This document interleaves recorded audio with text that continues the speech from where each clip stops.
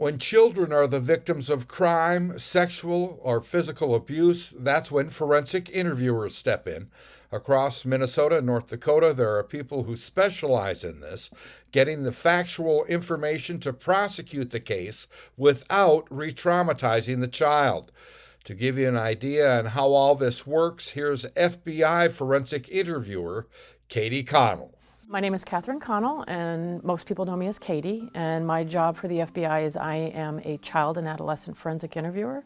My job is to interview victims, forensically interview victims that we come across in the Bureau, primarily in any kind of sexual exploitation violation that we have. Anything, again, involving a victim, usually under the age of 18. However, we do interview young adults, sometimes even adults who had never disclosed their abuse before, and this might be the first time.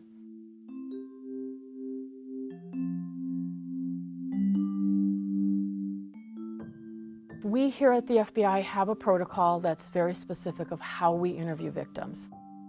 So when we're in that room, we start out by building rapport, and then we're giving rules to the victim of, we want you to make sure everything you talk about is the truth. I ask a lot of questions. If you don't know an answer, tell me you don't know. If you don't want to give me an answer, tell me you don't want to. Make sure they correct us if we get something wrong. We are conducting an interview about a potential crime. But you go into this interview not assuming a crime happened. You're going to hypothesis test. So we develop an alternative hypothesis of, is there another reason the victim might be saying this, or for what is being said? And that way, again, we're the neutral fact finder in that interview process.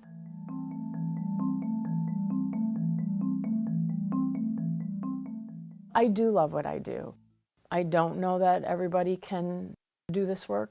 It's not for everyone. People sometimes can't hear the content or process that content that we hear on a daily basis. But I always look at it that we're not the investigators. We don't do it all, but we are a piece of that investigation. That's my way of helping that victim at that time. That day when I'm there doing that interview, that's my contribution to not only the investigation, but hopefully their healing process going forward.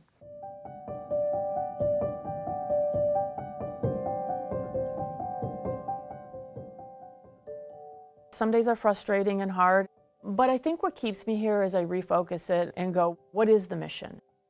You know, ours is still a critical piece of the FBI's mission to protect victims of child sex trafficking, sextortion. And so I think it's unique. Every day it's somebody different. You know, you might be weary of the travel because we travel almost every week. And so some days I'm super tired and I didn't want to drive to Toledo yesterday. And I did. I was there Monday and then I had to go back Tuesday. But you know what? It was the victim that brought me back and what was happening to her. And it was pretty critical that I go back. And so that's how come I did.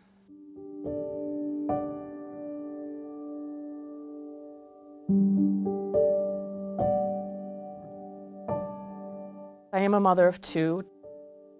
My kids were little when I started interviewing, toddlers. My daughter once said to me, I was leaving very suddenly and going to miss a school function of hers. She's never let me forget it. But I said, you know what, these kids really need me. And she said, yeah, but so do I. That was one of those moments where you go, okay, we need to make sure we're adjusting things a little bit differently at home and making sure that I am very present when I walk in. And it's not always easy, still isn't. I mean, better over the years, you try to learn that balance. But they know sometimes you do need some quiet time when I walk in, and they know that. They've learned to read mom a little bit, or I say, you know, just give me a few. And then you can be part of the family, but you have to. You have to learn to compartmentalize some of that.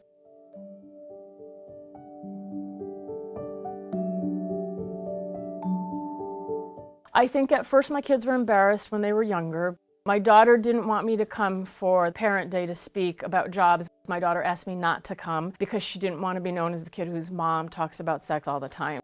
But now as they've gotten older, I think they're proud of their mom. They know what I do, and I think they're proud of that.